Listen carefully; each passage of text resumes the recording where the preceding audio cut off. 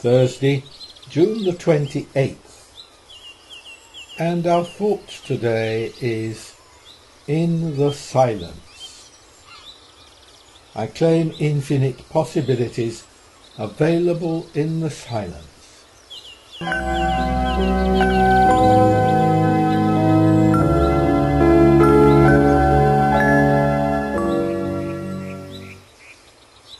Some may consider the silence a space of emptiness and absence. As I reflect, I am reminded that in the silence of winter, the earth is preparing for the abundance of spring. In the silence of space, entire galaxies are born.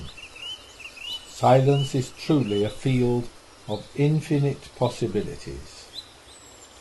To tap into the divine potential, I pause to clear my thoughts of the clutter and clang of the world. Each breath cleanses my mind of worries, fears, and the endless busyness of trying to figure out what might happen next. I direct my focus towards opening my heart and mind as I melt into the freedom of oneness. There are no barriers separating my mind and the infinite mind of God. Receptive to what will be revealed in the silence, I claim the infinite possibilities available. Verse 5 of Psalm 62 goes, "For God alone my soul waits in silence, for my hope is from Him."